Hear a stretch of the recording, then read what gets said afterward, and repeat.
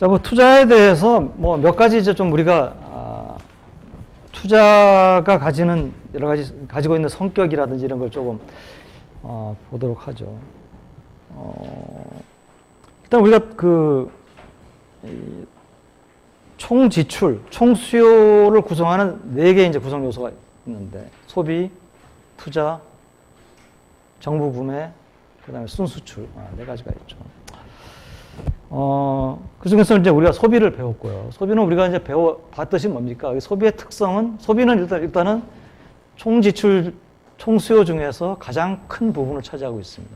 그러니까 뭐, 그 나라에 따라서는 뭐 50%인 나라도 있고, 한 70%인 나라도 있고, 뭐, 나라에 따라서 좀 차이는 있지만, 하여튼 뭐, 최소한 50% 이상은 차지하고 있어요.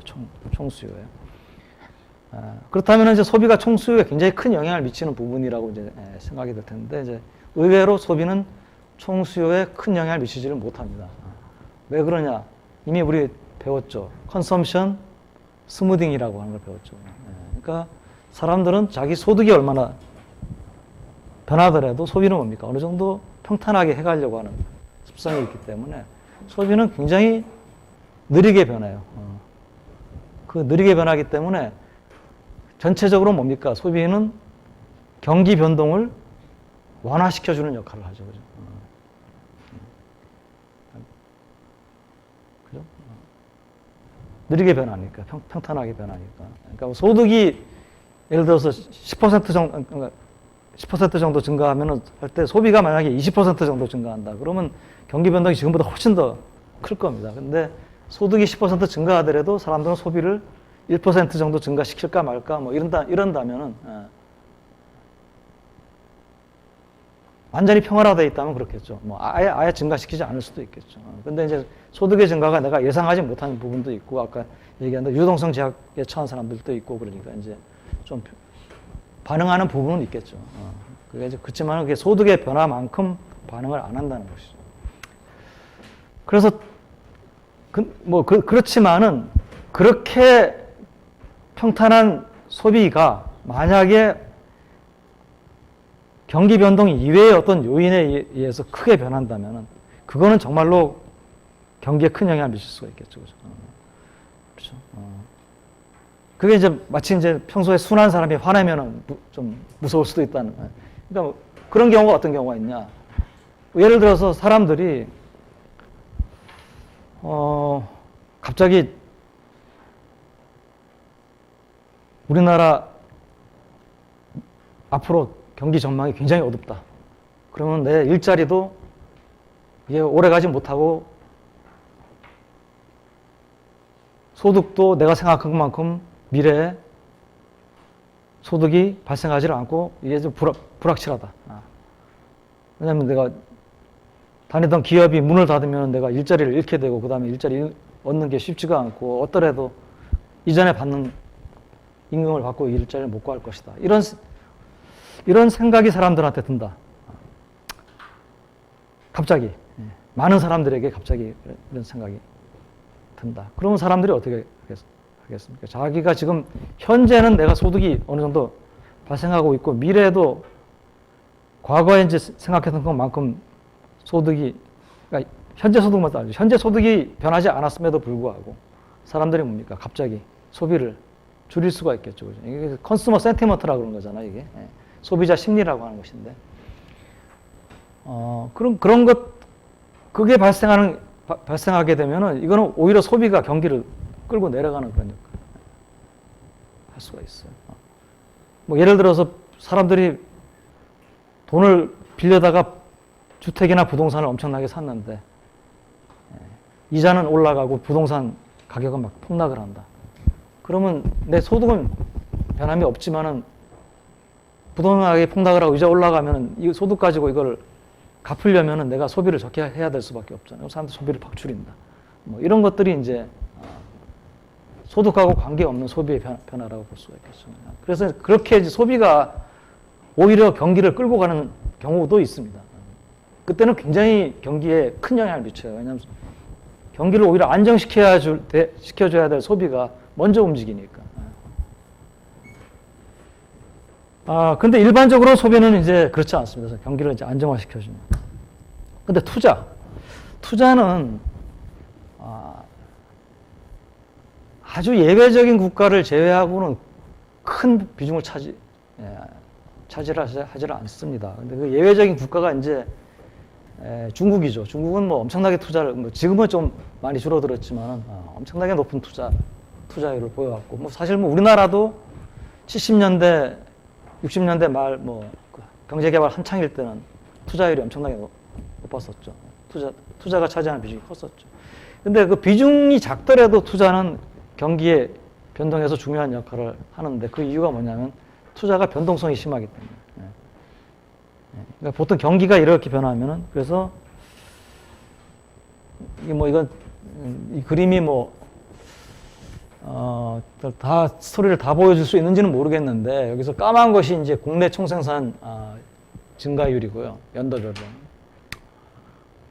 실질이죠, 이거는. 그 다음에 이제 파란 것이 이제 그 투자의 이제 증가율인데, 보면은 대충 눈으로 보더라도 국내 총생산 전체 Y의 변화율보다 투자의 변화율이 이제 크다는 걸 이제 볼 수 있을 겁니다. 또 한 가지 투자가 중요한 이유는 이제 투자는 이중성을 가진다. 투자 이중성이라고 하는 것은 이제 소비나 정부 구매는 이것은 이제 수요에만 영향을 주는 구성 요소인데 반해서 투자는 이제 투자 자체가 총수요의 일부인 동시에 이 투자가 이제 뭡니까? 쌓이면은 이것이 뭡니까? 자본 스톡을 증가시키고 그 자본 스톡이 생산 요소이기 때문에 경제의 공급 능력을 또 증가시키는, 그러니까 수요하고 공급의 양쪽에 다 영향을 주는 그런 이제 요소이기 때문에 다른 소비라든지 정부 구매라든지 이런 것들에 비해서 우리가 거시경제의 차원에서 보면은 더 중요한 두 가지 역할을 다 하기 때문에. 자, 투자, 이미 여러분들이 어느 정도 알고 있지만은 이제 투자에 관련돼 가지고 조금 몇 가지 봅시다. 분류를 봅시다. 우선 투자라고 하지만은 이 투자는 한 가지 종류만 있는 게 아니고 여러 가지 이제 종류가 있습니다. 크게 이제 투자라고 하면은 국민소득 개정에서는 투자를 크게 세 개로 나누죠. 설비 투자, 건설 투자, 재고 투자. 설비 투자라고 하는 것은 이제 자본재인데 기계라든지 컴퓨터, 자동차, 가구, 공장의 기계 이런 것들이죠. 그다음에 이제 건설 투자인데 건설 투자는 이제 공장 건물, 그다음에 이제 시내에서 많이 보이는 상업용 건물. 그다음에 이제 우리가 주의해야 될 게 이 건설 투자 안에는 주택, 꼭 기업의 뿐만 아니고 기업의 그 공장이나 이런 빌딩뿐만 아니고 우리가 소비자들이 사는 그 주택의 신축이죠. 이미 있는 주택은 투자가 아니고 그것이 이제 들어간다. 세 번째 이제 재고 투자죠. 재고 투자는 재고의 증가가 재고 투자라고 했죠. 재고 자체는 재고 투자가 아니고 재고가 늘어나는 것이 이제 재고 투자인데 재고라고 하는 것은 크게 또 그 안에 원자재도 있고 그다음에 이제 중간에 이제 만들다가 다음 단계에 넘어가기 위해서 있는 그 제품, 보통 이제 제공품이라고 그래 그런 것도 있고, 세 번째는 완제품인데 아직 팔리지 않고 이제 쌓여 있는 여러 가지 재고가 있죠. 여기에다가 이제 한 가지 투자가 더 있어요. 사실은 뭐냐면 토지 투자라고 하는 게 있는데 그 랜드에 대한 투자. 이것도 뭐냐면 이 토지가 늘어난 겁니다. 토지가 늘어난 경우는 이거는 우리나라 거시경제 전체를 우리가 얘기하는 거기 때문에 내가 땅을 사면 나 개인으로서는 투자지만은 그거는 우리나라 전체로서는 투자가 아니거든요, 그죠? 내가 투자를 했지만 다른 사람이 마이너스에 투자를 했기 때문에. 그러니까 이제 그래서 토지 투자라고 하는 것은 결국 뭐냐면 우리나라 땅이 늘어나는 거죠. 대표적인 게 간척이죠. 그런 경우도 있는데 그게 그건 흔한 경우가 아니기 때문에 보통 여기 넣지 않습니다. 그 다음에 이제 또 투자에 또 우리가 구분해야 될 개념이 총 투자 그로스 인베스트먼트하고 넷 인베스트먼트입니다. 그로스 인베스트먼트는 뭐 책에 따라서는 이걸 총 투자라고 안 부르고 이제 조 투자 라고 번역을 하는 사람도 있어요. 조 투자 글자를 써가지고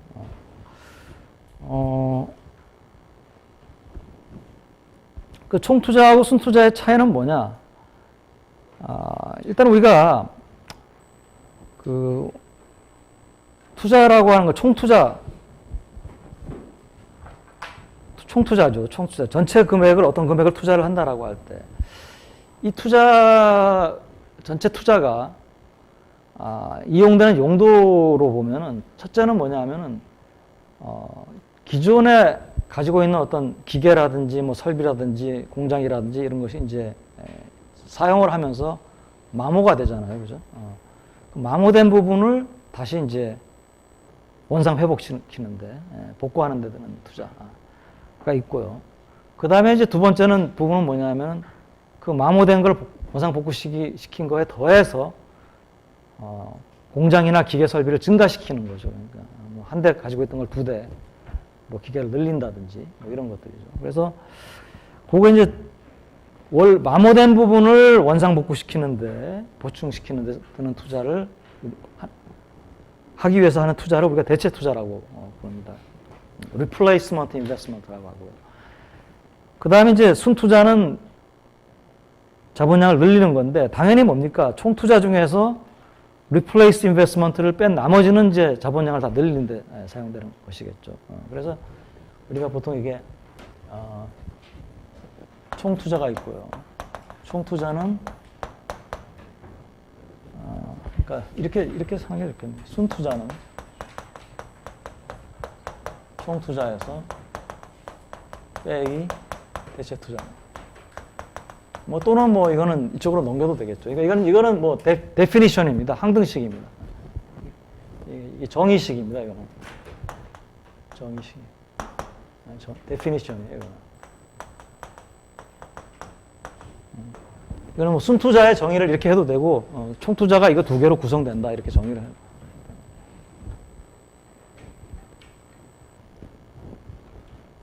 그러니까 요거 대체 투자는 그러니까 결국 뭐하고 관계 있냐면 감가상각이라고 하는 거와 관계가 있고요.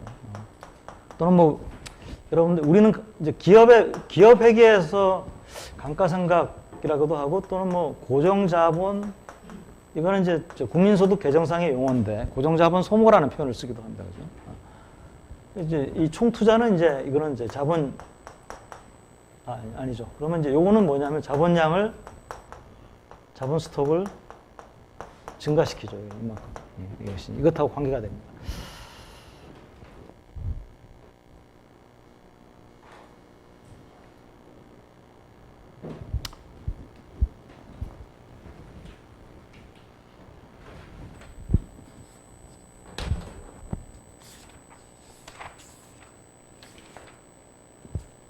노테이션으로 이걸 좀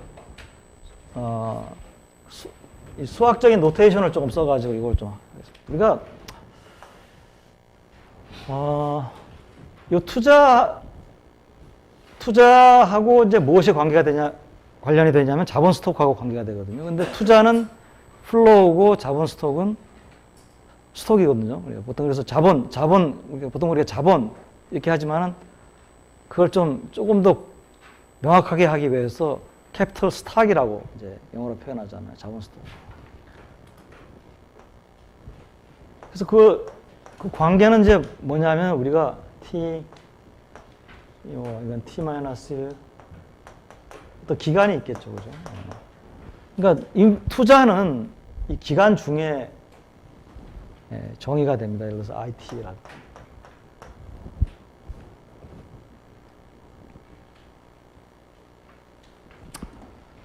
근데 여기는 이제 IGT가 있고요. 그로스 인베스트먼트가 있고 NT 이런 것들이 있겠죠. 그죠? 투자나 어떤 기간 중에 정의가. 근데 이제 캐피털 스탁은 요거는 이제 캐피털 스탁을 변화시킨다 그랬는데 캐피털 스탁은 어떤 시점이잖아요. 그러니까 여기서 캐피털 스탁을 예를 들어서 우리가 KT다. 그러면 T 시점의 캐피털 스탁인데 T라고 하는 게 이 기간이었잖아요. 그러면 이게 이 기간 중에 캐피털 스탁은 이건 아니거든요. 그러니까 이 중에서 어디를 내가 KT라고 부를 것이냐라고 하는 것을 나 나름대로 정하고 가야 돼요. 그렇지 않으면은 뭐 나도 풀다가 헷갈려가지고 이제 틀립니다. 그러니까 어디를 할 것이냐? 그러면 나는 이제 내 책은 여기를 KT라고 부르기로 했어요. 그러니까 뭡니까? T기 초의 자본량을 KT라고. KT는 T기 초 또는 T기 초는 또 뭡니까? T-1기 말의 자본수 이렇게 할 수가 있겠죠. 뭐 같은 거 아니에요? 요 경계니까 T-1기 말이라고 할 수도 있고 T기 초라고 할 수도 있고. 이렇게 그러면 이게 여러분들 중에 어떤 사람은 이게 기왕에 뭐 KT라고 하는 것이 뭐 T기라면은 이거 T기 말이라고 이걸 KT라고 부르는 게 더 낫지 않느냐. 그럼 뭐 네, 좋습니다. 내가 틀렸다고 누가 맞다고 할 수가 없어요. 자기가 부르고 싶은 대로 하면 돼요. T기 중간도 뭐 KT라고 할 수도 있어. 정하고 할 수도 있어. 근데 그거는 조금 아마 불편할 거예요. 그러니까 이건 보통 법칙이 있는 거 아니에요. KT를 T기 초로 해야 되냐, T기 말로 해야 되냐. 그러니까 여러분들하고 나하고 만약에 한다 그러면 하나를 정해놓고 하면 편하겠죠. 그렇지만 뭐 여러분들이 KT를 T기 말이라고 하고 그렇게 해가지고 수식을 또는 모형을 전개를 제대로만 하면은 뭐 거기에 대해서 내가 틀렸다고 할 수가 없어. 그러니까 그거는 뭐 이런 거는 보면 알겠지만 교과서가 그렇게 돼 있다고 해서 반드시 교과서를 따라 해야 되는 부분은 아닙니다. 그럼 나는 이제 KT를 T기 초라고 했으니까 자 그러면 이제 요 노테이션을 좀 갖고 들어가겠습니다. 요게 이제 KT고 그러면은 내 노테이션에 따르면 요때 스톡이 KT고요. 요때가 이제 KT 플러스 1이겠죠. 그죠? 그렇죠. 그 다음에 이제 순투자하고 조투자가 있는데, 일단은 이렇게 봅시다. ITN은 순투자죠. 총투자를 우리가 ITG라고 부르겠습니다. 이거는 그로스고 이건 네트입니다. 그죠? 빼기.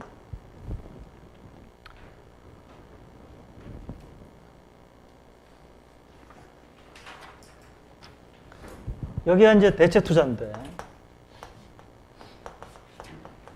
이렇게 했다가 지금 제가 바꿀 겁니다. 자, 대체 투자는, 뭐 대체 투자라고 쓰면 되겠죠. 근데 대체 투자는 무엇하고 관계되냐면 이 KT하고 관계가 되죠. 왜냐하면 내가 가지고 있었던 자본 스톡이 쓰면서 마모가 되거든요. 이 기간 중에, 그죠? 이 기간 중에 마모되는 걸 대체하는 거니까. 그럼 이 기간 중에 마모되는 걸 대체하니까, 그럼 그걸 어떻게 쓸 수가 있겠느냐, 이거. 내가 가지고 있던 건 KT고, 이것이 뭡니까? 아까 감가상각이라고 하는 거에 대해서 여러분들이 아이디어로 보통 감가상각률이라는 게 있잖아요. 그러니까 만약에 내가 자동차 한 대를 가지고 시작했는데 1년 동안에 이것을 굴리다 보니까 한 20% 정도가 마모가 된다. 그러면 델타는 0.2가 되겠죠. 그죠? 그래서 요만큼이 이제 마모가 되니까 요거를 마모된 거를 리플레이스 하는데, 대체하는데 투자를 한 것을 빼고 나머지가 이제 순수하게 들어가겠죠. 그래서 요거를 대체 투자를 아예 그냥 대체 투자를 하고 안 하고 이제 이렇게 쓰겠습니다. 델타. 그 다음에 이제 이 INT는 자본 스톡을 이렇게 늘리는 데 쓰이잖아요. 그죠? 그러면은 KT 플러스 1은 KT에다가 더하기 IT에 N이 되겠죠. 그죠? 또는 여러분들이 이거를 여기다 집어넣으면은 KT 플러스 1은 KT에 1 마이너스 델타 더하기 IT G가 되겠죠. 이제 이런 관계를 이제 여러분들이 자유롭게 왔다 갔다 할 수 있겠죠. 이런 식으로 쓰여져 있는 식도 있고, 뭐 이런 식으로 쓰여져 있는 식도 있고, 여러 가지로 여러분들 볼 겁니다. 자, 이제 투자 이론으로 들어가겠습니다. 투자 이론. 투자를 결정하는, 투자가 어떤 요인에 의해서 결정이 되느냐. 자, 투자가 어떤 요인에 의해서 결정되느냐라고 하는 것은 여러분들이 이미 여기서 이걸 보니까 여기서 알 수가 있을 거예요. 뭡니까? 내가 투자를 하는 이유는 기업이죠, 주로. 이제. 투자를 하는 이유는 뭡니까? 자본 스톡을 변화시키기 위해서 투자를 하는 거예요. 물론 이제 뭐 대체 투자는 자본 스톡이 줄어드는 걸 막기 위해서 하는 거지만 좀 더 적극적으로 내가 그 이상, 대체 투자 이상으로 투자를 한다라고 하는 것은 자본 스톡을 내가 변화시키기 위해서. 자본 스톡을 변화시킨다라고 하는 것은 결국 왜 변화시키려고 합니까? 현재 내가 가지고 있는 자본 스톡이 있어. 내가 지금 갖고 있는 예를 들어서 기계가 뭐 10대가 있어요. 자, 이거 내가 15대로 늘리기 위해서 내가 투자를 한다. 그럼 내가 왜 투자를 합니까? 여기서. 15대로 늘리기 위해서 투자를 하는 거죠. 여기서. 결국 뭐냐면은 현재 가지고 있는 자본 스톡이 내가 마음에 안 들기 때문에. 내가 원하는 자본 스톡이 현재 가지고 있는 거하고 다르기 때문에 투자를 하는 거죠.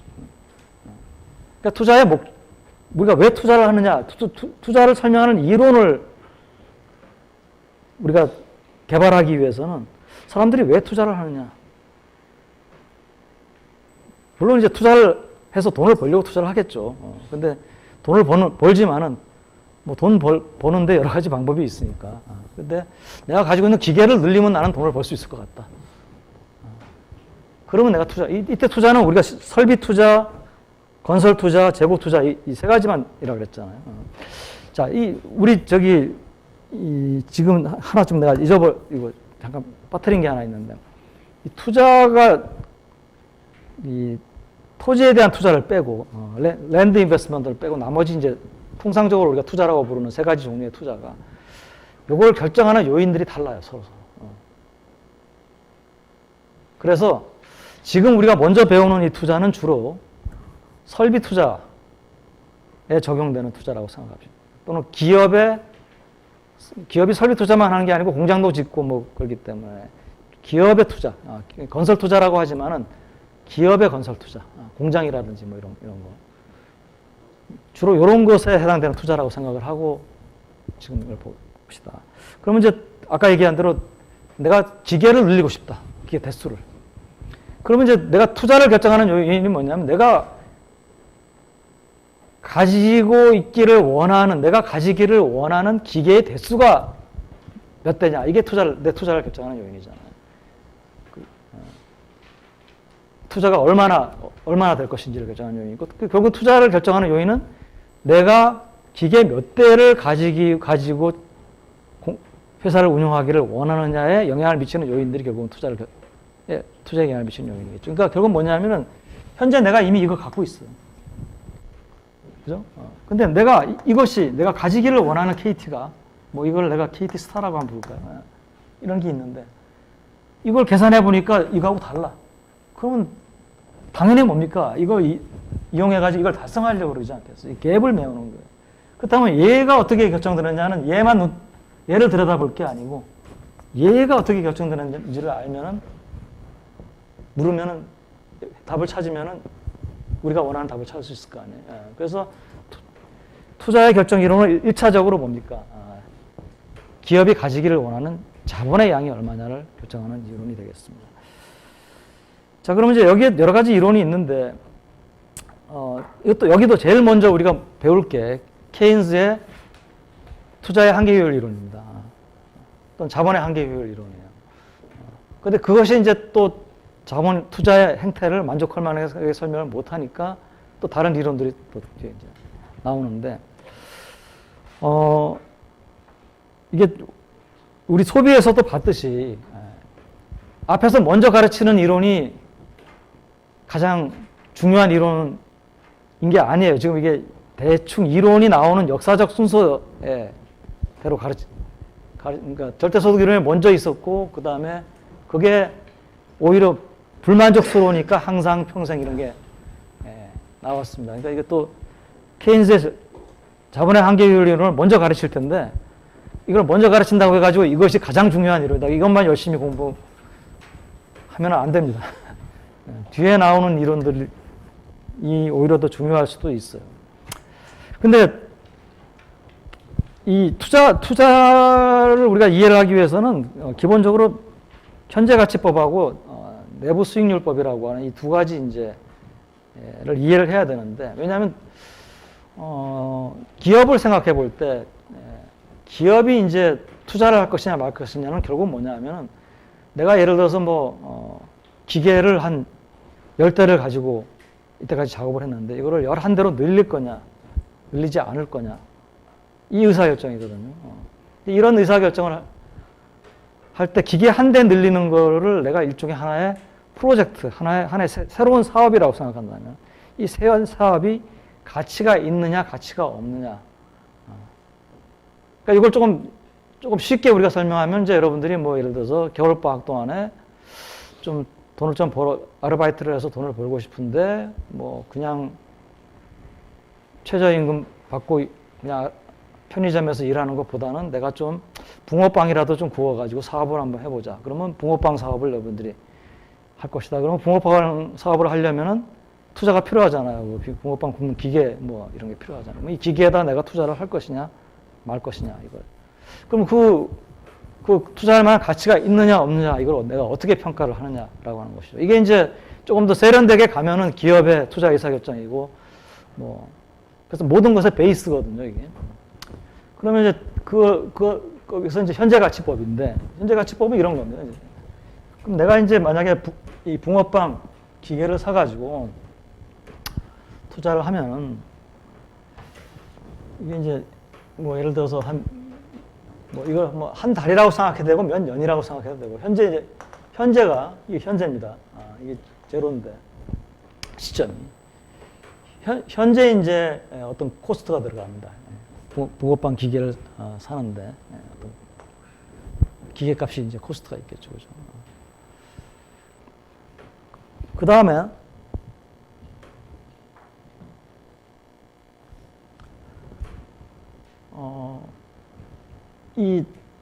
앞으로 이제 이게 한 1년이라고, 그 1년 동안에 수익이 발생하는데, 이걸 이렇게 묶어서 하지 말고, 이거 좀 간단하게 하기 위해서, 이게 원래 수익은 이제 플로우로 발생하는 거지만은, 1년 동안에 발생하는 수익이 이때 발생한다고 합시다, 한꺼번에. 쉽게. R1이라고 하는 수익이 발생. 이 수익은, 그냥 붕어빵 팔아가지고 들어온 돈이 아니고, 이제 팔기 위한 재료라든지 내 노동의 가치라든지 이런 걸 다 뺀, 이제, 순수한 수익이라고 생각합니다. 그 다음에 이제, R2. 그래서 이제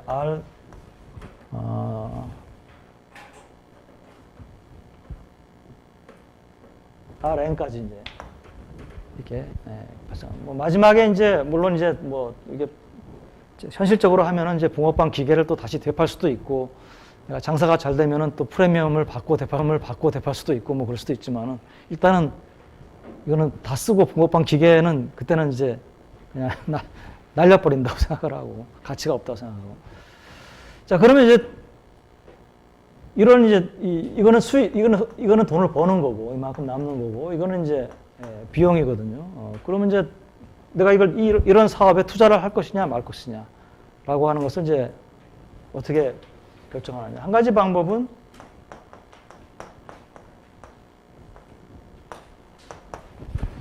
수익을 다 합해 가지고 이것이 코스트보다 큰지 이걸 이제 따지는 방법일 거예요.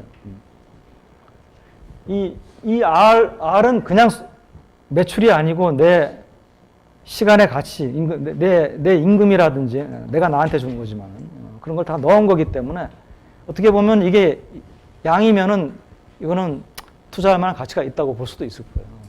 근데 요것에 뭔가 여기에 내 시간에 내 노동에 대한 이게 안 들어가지 않았냐 이런 거는 다 비판이 될 수가 없습니다. 근데 여기서 비판할 수 있는 건 뭐냐면 이게 1년 후, 2년 후, 이게 예를 들어 10년 후라고 하면은 서로 다른 시점에 발생하는 수익을 그냥 더한다는 거는 우리 경제학도로 입장에서 보면 문제가 있다. 그러면 이거 어떻게 할 거냐? 이미 답은 여러분들이 알죠. 왜냐하면 지난 시간에 소비자 예산 제약할 때 현재 가치라는 개념을 얘기를 했으니까 이거를 같은 시간의 가치로 이걸 환산해 가지고 그러면 더할 수가 있잖아요. 그러면 이제 이거를 현재 가치로 다 보내자. 현재 가치로 보낼 수 있는 방법이 뭐냐? 이거는 ROR은 1년 후에 발생하는 거니까 만약에 내가 현재 이론을 뭐 여기다 투자를 안 하고 은행에다가 예금을 했더라면은 1년 후에 내가 1 플러스 R이 아니고 여기는 I라고 나와 있죠. I다. 그러면 현재 이론이 1년 후에 1 플러스 I1하고 같은 가치가 있다면 이건 거꾸로 얘기를 하면은 1년 후에 이론은 현재는 뭡니까? 1 플러스 I분의 1원의 가치가 있는 거예요. 그러니까 요거 앞에는 1 플러스 I분의 1을 곱해가지고 현재로 하자. 만약에 그러면 이제 두 번째는 2년 후에 발생하는 거는 이거는 이때가 1 플러스 I고 이때가 또 1 플러스 I니까 현재 거는 1 플러스 I 제곱의 가치가 있고 그러면 이때 이론은 현재는 1 플러스 I 제곱분의 1원의 가치가 있다. 그래서 R2 해가지고 1 플러스 I N의 Rn 이렇게 그래서 이게 이제 뭡니까? 현재 가치로 환산을 해주는 일종의 이제 인자가 되죠. 그리고 이때 이제 이것이 보면은 되게 이자율이 지금은 이제 네거티브한 이자율이 막 등장해가지고 내가 지금 하는 얘기가 틀릴 수도 있는데 그래서 대부분의 경우라고 하는 말을 붙이면 대부분의 경우에는 뭡니까? 이자율이 일반적으로 양의 값을 가지기 때문에 그렇기 때문에 현재 가치로 환산을 한다는 것은 미래 가치가 더 값이 줄어들거든요. 그래서 보통 이걸 현재 가치로 할인한다는 표현을 씁니다. 할인. 줄어든다는 얘기. 근데 지금 이게 아직은 보편적인 현상은 아니지만 이자율이 음이라면은 할인이 아니고 할증이 되겠죠. 그죠?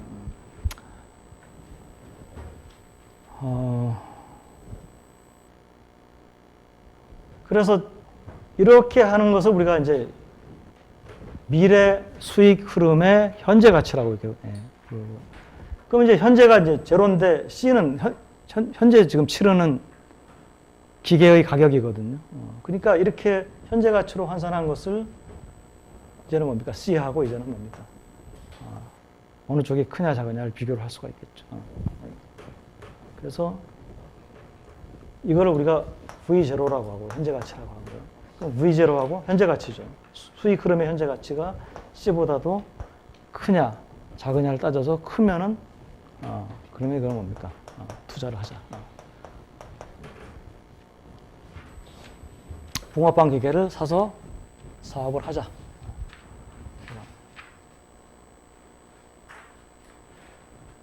뭐 이제 여러분들이 이 현재 가치법이나 이런 거는 이제 오히려 이제 산공과 뭐 경영대에서도 이제 많이 배우는 개념이고요.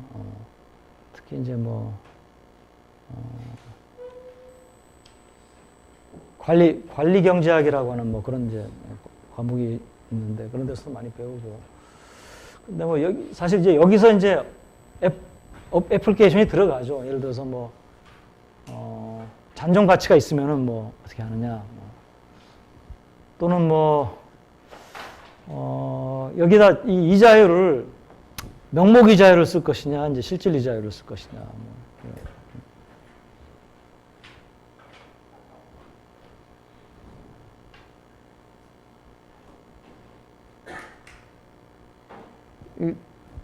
갑자기 헷갈리잖아요. 이 명목 이자를 써야 되냐, 실질 이자를 써야 되냐.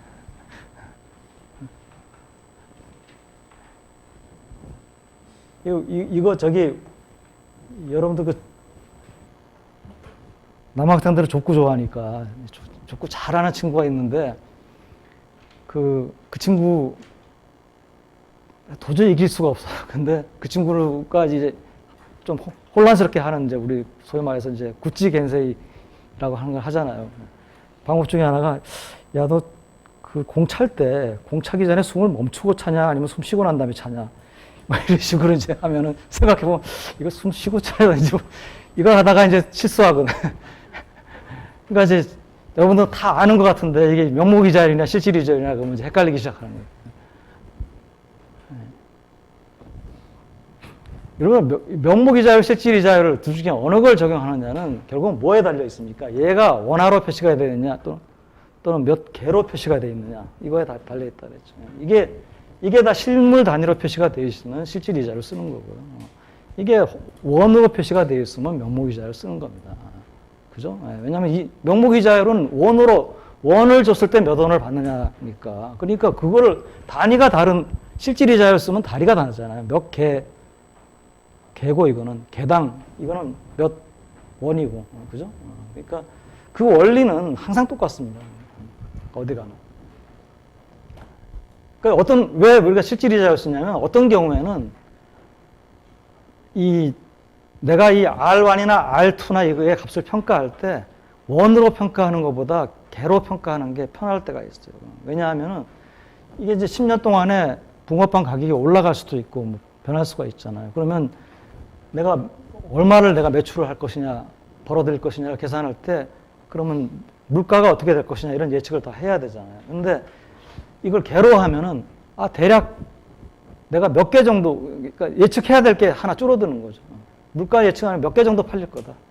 그 들어가는 코스트도, 내 시간의 코스트도 그러면 붕어빵 몇 개로 내가 환산해가지고 빼주면 되는 거고. 그래서 실제로 뭐 내가 붕어빵 얘기를 자꾸 해서 그렇지만 기업이 이런 현재가치법이나 이런 걸 적용할 때 기업의 입장에서도 원으로 하는 것보다 특히 물가가 굉장히, 물가 상승률이 높고 굉장히 빠르게, 굉장히 크게 변동하는 그런 경우에 예측이 어려우니까 자기가 생산하는 물건, 뭐 짜장면 집주인은 짜장면으로 단위로 이걸 계산한다든지, 아니면 뭐 볼트나 너트 만드는 공장은 볼트 몇 개, 너트 몇 개, 뭐 이런 거로 한다든지, 뭐 이렇게 하는 게 더 훨씬 편해요, 실제로. 여러분들이 뭐 실제로 기업에 가서 재무 담당하는 사람이 되면은 이거 수퇴할 겁니다. 새로운 사업을 이거 할 거냐 말 거냐 보고서 써서 내라. 그러면 뭐 여러분들 해야 되겠죠. 그 다음에 이제 이 I도 뭐 이제 이거 뭐 명목이자율이라고 합시다. 그러면 이 I를 이자율로 뭘로 쓸 것이냐. 대출 금리를 그냥 쓸 것이냐. 결국 이거는 이제 자금 조달 금리거든요. 우리 회사가 조달해야 될 자금이거든요. 만약에 돈을 빌려서 한다면. 그렇잖아요. 그러니까 이거는, 왜냐면 내가 이걸 다 빌려가지고 내가 투자를 한다라고 하면 큰 아주 비싼 기계를 사는데, 우리 회사가 신용도가 굉장히 높다. 그래서 굉장히 낮은 금리에 자금을 조달할 수 있다. 그럼 낮은 금리에 들어가. 우리 회사가 굉장히 신용도가 나빠가지고 금리가 그냥 엄청나게 높다. 그러면 그 회사는 높은 금리를 적용할 수밖에 없어요. 아니면 또 뭡니까? 코스트 오브 캐피털이라고 하는 것은 자금 조달 금리는 꼭 돈을 빌려서만 하는 게 아니잖아요. 주식을 발행해서도 할 수 있고, 다른 요새는 메자닌이라고 하는 것도 요새 많이 유명한 메자닌 어떤 그 프로덕트를 발행해가지고 할 수도 있고, 그런 것마다 다 코스트가 다르잖아요.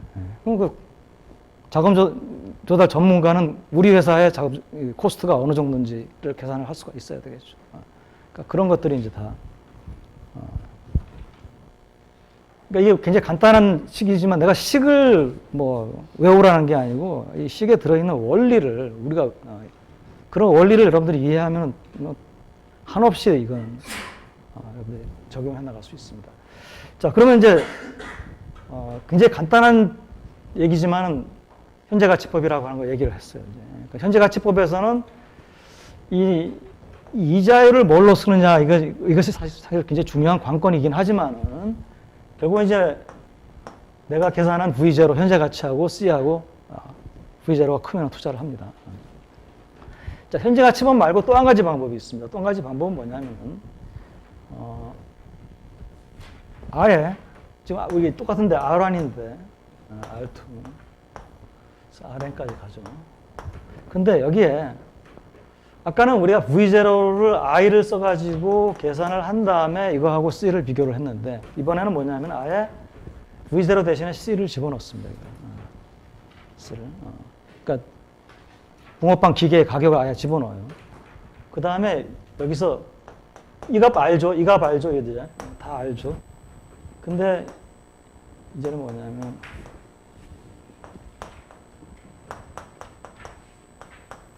이 뮤의 값을 미지수로 놓습니다. 뮤의 값을. 그러면은 더하기 그러니까 뭡니까? 수익 흐름의 현재 가치가 코스트와 같아지도록 만드는 할인율이죠. 이자율이 아닙니다. 이럴 때 할인율. 그 할인율을 내가 계산을 해요. 계산은 어떻게 보면 여러분들이 보기에는 이게 계산이 어려울 것처럼 보여요. 왜냐하면 이게 2만 되면은 뭐 이거는 양변에다가 1 플러스 뮤 제곱 곱하면 2차 방정식이니까 이 정도는 뭐 내가 좀 3차 방정식 그것도 뭐 어떤 경우는 풀린다. 해봤다. 근데 이게 이제 n까지 뭐 10년이다 그러면 10차 방정식? 혹시 이거 뭐 공대에서 배우나? 근데 그게 이제 재밌는 게 이거는 손으로 그렇게 푸는 것보다는 엑셀이나 이런 애들을 해달라 그러는 게 더 편해요. 왜? 이거는 뮤의 값에 대해서 단조 감소 함수입니다. 그죠? 뮤의 값을 낮은 값에서 시작해서 조금씩 올려가면서 대입을 해가면은 만족시키는 것을 구할 수가 있어요. 그래서 이건 뭐 간단한 엑셀 프로그램 가지고 구하라 그러면 엑셀이 잘 구해주고요. 뮤를 구했다. 그러면 이제 뮤의 값이 나왔어요. 예를 들어서 뮤가 0.0471 뭐 이렇게 나왔다. 그럼 이거 어떻게 도대체 이걸 가지고 나더러 어떻게 하란 말이냐? 이게 그러면 뮤가 0보다 크면은 투자.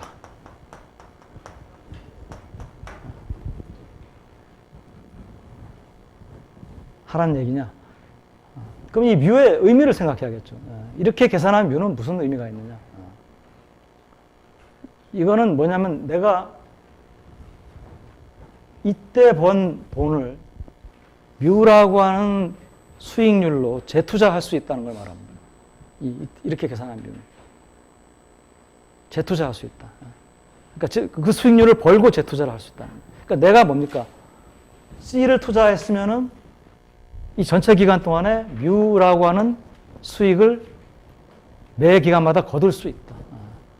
R1을 투자하면 또 뭡니까? 나머지 기간 동안에 R1에 대해서 뮤라고 하는 수익을 계속 거둘 수 있다. 내가 이 기간 중에 내가 예상할 수 있는 수익률이에요. 물론 이게 이제 모든 기간이 뭐 각게 놓은 거죠. 평균적인 어떤 수익률이죠.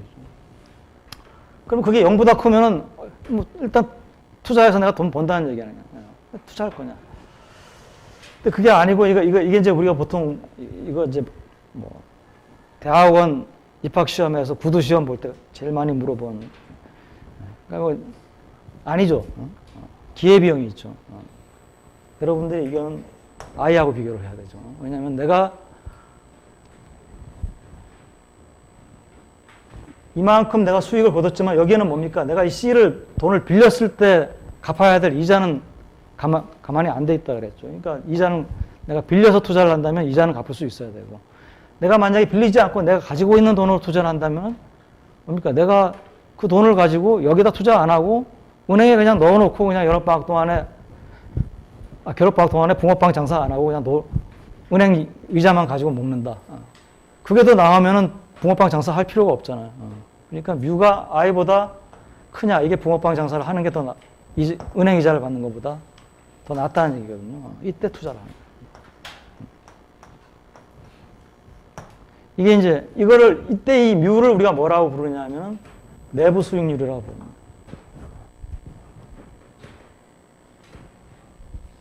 Internal Rate of Return이라고 해요.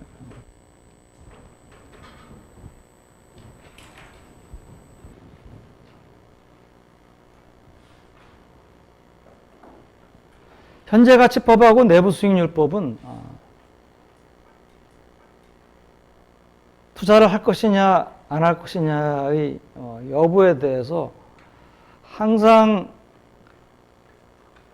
한 프로젝트를 가지고 우리가 투자를 할 것이냐 안 할 것이냐 이제 여부를 결정한다라고 하면은 그거는 내가 확실하게 아마 그거는 아마 동일한 결론을 줄 거예요. 근데 두 개가 다른 거는 뭐냐면 이 내부 수익률법은 U라고 하는 수익률에 재투자가 계속 일어난다는 걸 가정한 것이고요. 현재 가치법은 I라고 하는 수익률에 재투자가 일어난다는 걸 가정을 한 거거든요. 그러니까 두 개가 사실은 재투자에 대한 가정이 달라요. 그건 뭐 지금 우리의 목적은 근데 내부 수익률법이냐 현재 가치법이냐 그거를 하는 게 목적이 아니기 때문에 일단은 이제 현재 가치법과 내부 수익률 두 가지 원리를 가르쳐 주고 이 두 가지 원리가 다 사실은 사용이 되는데 이제 케인스가 얘기한 자본의 한계 효율 이론은 이 중에서 내부 수익률법에 해당되는 개념입니다. 그래서 이제 본격적으로 이제 거시경제학에서 얘기하는 투자 이론으로 들어가는데 이것만 하나 얘기하고 들어가죠. 그러니까 자본의 한계 효율이라고 하는 것이 무엇이냐? 이건 케인스의 정의입니다. 그러니까 이거는 뭐 우리가 정의하는 게 아니고 케인스가 정의한 자본의 한계 효율을 우리가 그냥 그대로 왜냐하면 케인스의 카피라이트가 있는 이 이론이기 때문에 그럼 자본의 한계 효율이 뭐냐? 케인스는 뭐라고 정의하냐면 자본을 한 단위 증가시킴에 따라서 기대되는 수익의 증가분하고 현재 가치와 투자 비용을 일치시키는 내부 수익률. 이게 이렇게 써놓으니까 나도 잘 모르겠네. 요거는 수식으로 보면은 더 좋은데, 이건 뭐냐면 이겁니다. 내가 지금 한계 효율이기 때문에 내가 이미 지금 기계를 10대 갖고 있어요. 기계 지금 10대 갖고 있어요. 10대 갖고 있어요. 그런데 이걸 기계를 이제 뭡니까? 한 대 더, 11대로 한 대를 추가를 하는 거죠. 그죠? 그럼 이 한 대를 추가하면은 뭐가 발생하겠습니까? 내 수익이 변하겠죠, 이제. 10대 1대하고 11대 1대하고 차이가 있겠죠. 그 델타리요. 그럼 이거하고 뭘 비교하느냐? 이게 내부 수익률이거든요. 그러니까 1 플러스 뮤분의 델타 R1. 그냥 R1이 아니고 델타 R1. 10대에서 11대일 수도 있고, 뭐, 한 대에서 두 대일 수도 있고. 1 플러스 뮤의 제곱분의 델타 R2. 1 플러스 뮤의 M의 델타 RM. 그러니까 수익 변화의 현재 가치죠. 이거하고 뭘 지키냐. 내부 수익률이기 때문에 이제 코스트가 들어가야 되는데 기계 한 대를 더 더하는 데 들어가는 코스트. 아까는 우리가 C라 그랬는데 이건 기계 한 대의 가격이라고 이렇게 쓰겠습니다. PK. 한 대 가격. 그러니까 이건 기계 한 대의 자본재의 가격입니다. 기계 한 대라고 했지만 이제 좀 더 넓은 의미로 하면 자본재 한 단위의 가격이죠. 자본재의 가격.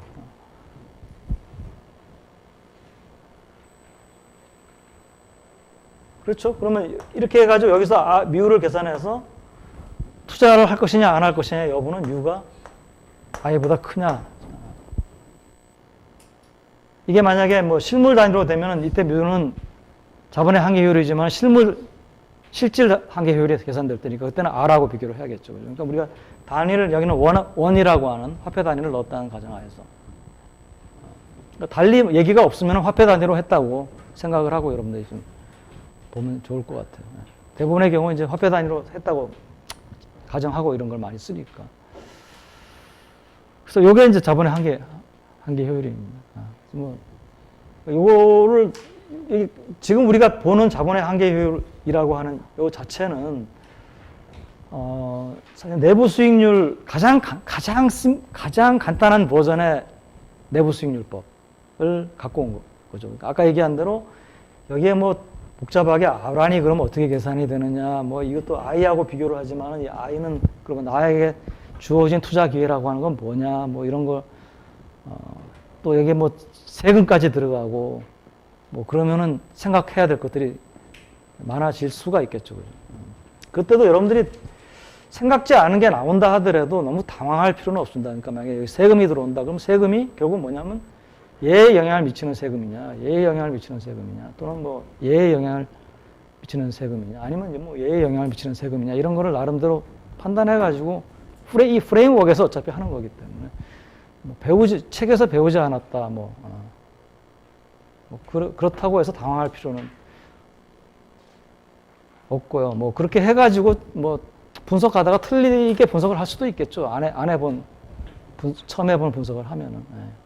그래도 지점으로 하는 사람은 이 프레임워크를 어느 정도 이용해서 했다 그러면은 좀 할 줄 아는 친구구나 이렇게 부분 점수라도 주고 그렇게 되는 거니까. 오케이, 오늘까지 할게요.